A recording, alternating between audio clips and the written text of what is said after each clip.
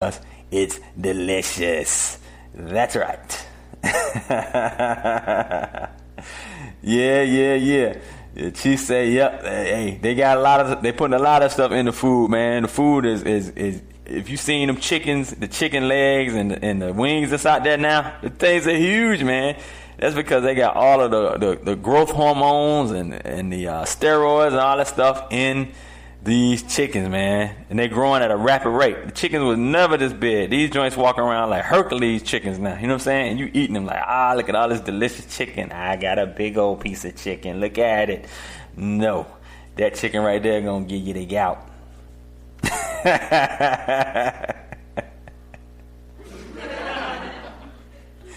Oh, man.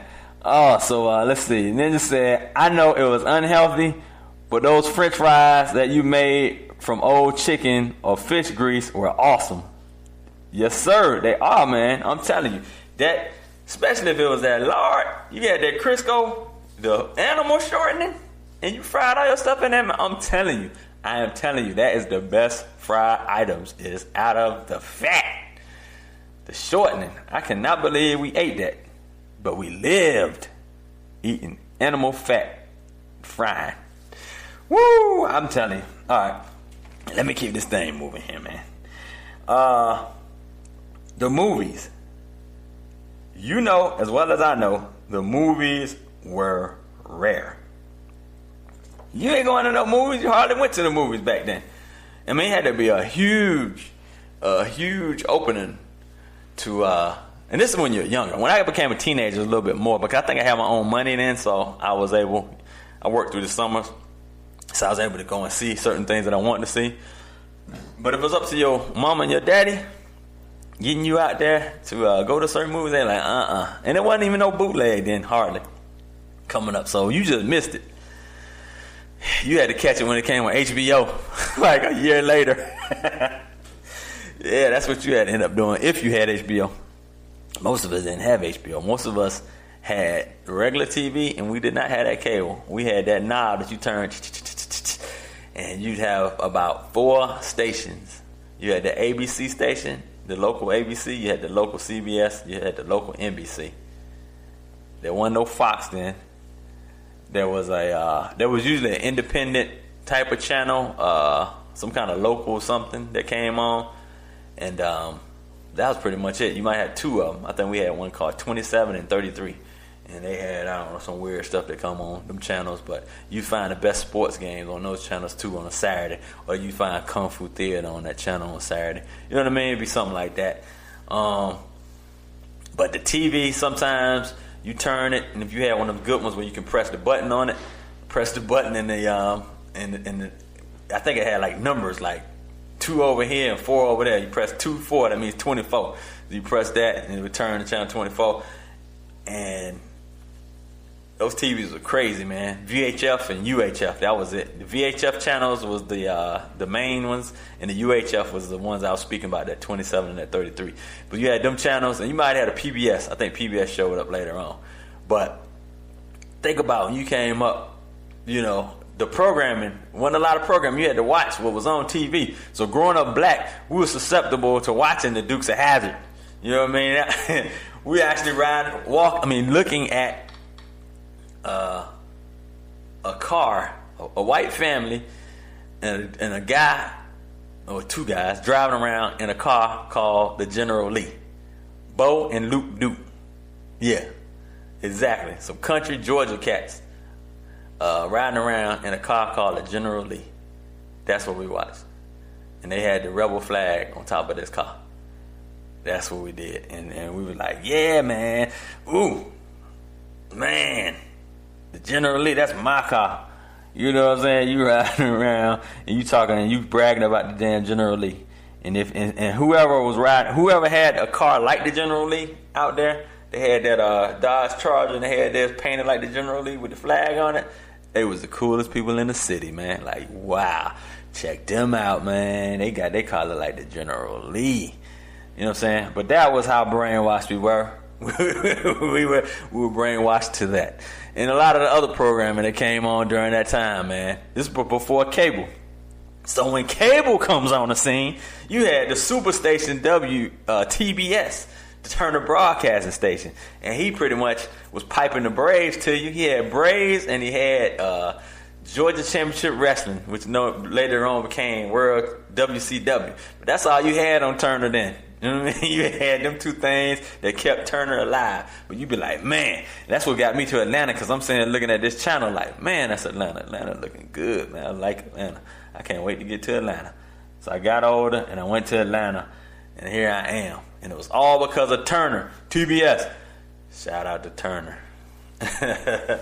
Yeah, so after that, after the Turner stations, you had, most of us probably didn't have the premium channels like HBO and stuff, but I mean, if you had it, or you were able to view some premium prime programming, but we unfortunately didn't have it. So when we turned on it, it would be scrambled to death, and we were some dirty kids growing up because we looking like, ooh, I think I just saw a titty. Is that one? I think I just saw one. Ooh, man, hold on. Keep it right there for a second. And you know, it'll scramble and it'll straighten up for like 2 seconds right quick. And you go, oh, I did see one. You saw one? Yeah, I did. So anyway, like Porky's Revenge and all them crazy ass shows that came out. Yeah, absolutely crazy, man. That's how we grew up, man. Let me see what we got in the chat.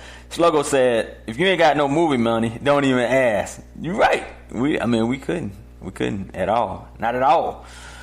Chief said, I was not big on going on the movies when I was growing up. My movie buff came when I got married. We went every Saturday when the movie opened and see 2 to 3 movies for 29 years. Dang. Man, you got a lot of movies in, Chief. I don't think I seen that many movies, man, but you made up for your youth. You didn't go as a kid, so when you got older, the movies was a great experience for you, sound like. You was like, yeah, man, I got to check out as many movies as I can. That's what it sounded like for you, buddy. You saw a lot of movies. That's the number one Chief Rocker, also X-Squad affiliate. Let's see. Another thing was we spoke about your mom, your grandma coming home and having to have the chores done before they got home. But discipline was no joke then. So when they come home, number one, if the neighbors heard about anything that you did, they gonna check you too. You might even get a beating from the neighbors. It was a whole village concept. It takes a village to raise a kid, but the neighbors was going in on you. They heard about this situation.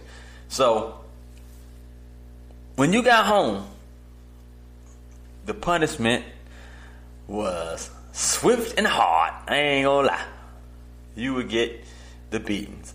And people here, they're not even gonna relate if they ain't black. But we got the extension cord, we got the belt, we got the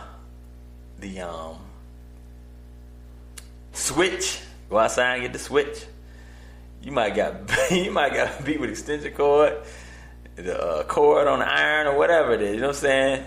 You got that whipping, man. Yes, you did get that whipping. And if you think about it, yeah, maybe it is a concept. And there's nothing wrong with the punishment here. Well, I'm not even going to go into that whole super debate because it's going to be a whole lot of back and forth with me on that on my comment page, but you're entitled to your opinion. But did it make us any better? I don't know. It taught us discipline. It taught us what to do, what not to do. I don't know if the methods were try and true, but it's hard to judge a person, with their methods of punishment. But we used to get them beatings, man. And when we got these beatings, it made us and shaped us into a better person, I'll say. It might be, all of the stuff right now might be defect material in hindsight, because the kids today will call defects on you right now. You know what I mean? They will call them on you. But then, yeah, it was some real questionable tactics. And I don't know, maybe, like I said, maybe it came even from the slavery days, man. You know, we was getting whipped on a whipping post by the overseer, the slave master, whatever, beating you. I don't know. You know, maybe it's something that goes deeper than that, of why our punishment was so swift and hard. But our folks did not play. So, like I said, when my grandma or my mama came home, it was on and popping if you didn't have those chores done. And the other thing is, do you remember when you were getting beat? And you're like, and they be like, shut up before I give you something to cry about. You're already crying. So then you're trying to stifle that cry. So you over trying to hide it. I did not say shut up. So you over here trying to hide that, trying to kill yourself for not crying, but it hurts so bad. And you can't help but let it out. I know I told you shut up. You know what I mean? That's where we went, man. Out of control. I ain't even gonna lie. That's growing up black. I'm gonna leave it like that. I'm gonna leave that on the table like that for y'all to ingest that, because y'all probably all can relate to that right there. All right. We spoke about the food and the fried food. Yes, fish fry Fridays was huge. I don't know what fish and Fridays had to do with each other, but some reason there's a day of the week where we decided we had to eat certain things. And Friday was Fish Friday. So if you was from the South down in Mississippi, I guess you had catfish. Where I'm from, up in the Mid-Atlantic in Virginia, we had croaker. Croaker. We had croaker. And I'm sure some other parts of the country y'all had whatever your fish was. I had some fish last week called a swai fish, and it was good, man. Swai fish was pretty good. My sister-in-law, she still can fry the hell out of something. She's a fryer. She fries. So she fried up some swai fish. Actually, my wife fried that swai fish up.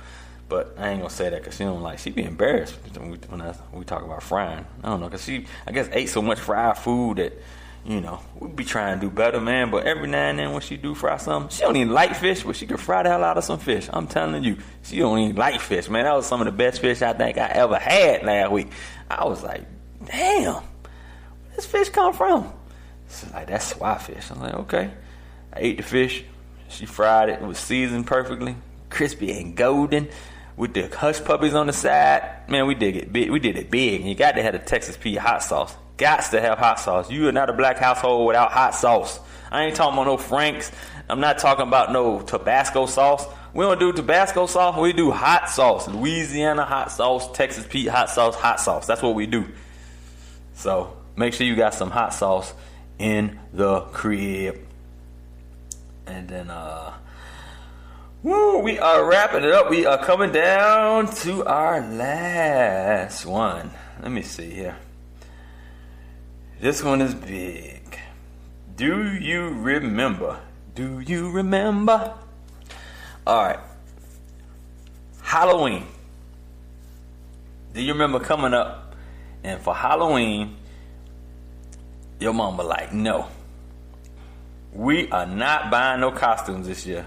You gonna be a ghost. She would make your costumes, man. She would go upstairs and get a sheet, cut a hole in them, cut 2 holes in them for your eyes, or cut some holes for your arms to go through. But that's what you would be, is a ghost that year, or whatever it is that she can come up with cleverly. She wasn't going out buying no costumes, man. She was making them costumes and whatever. You want to be a pirate? Okay, hold on. Let me go get my makeup. You want to be a ghost? You want to be a monster? Okay, let me go get my makeup. You want to be what? Steve Austin? Okay, let me go get my makeup. G.I. Joe? Okay, let me go get it. So yeah, funny, man. I'm telling you, she would come up with all kinds of creative ways of you enjoying your Halloween. And basically all you was doing trying to get out there and get that candy anyway. So you ain't care. But how about that relative, that super saved relative that said, hey, I'm not, and I don't hear the heat. You don't celebrate Halloween, that's fine. But back then, you had that relative who was like, I ain't going to no Halloween service. We're going to a Hallelujah Fest. And at the church, they would have this Hallelujah Fest, and they would have the bobbing for apples. You would go there, and you would bob for apples in this bucket. A bucket of water with some apples floating in it. and you supposed to stick your head down there and dip and pick the joint up with your mouth.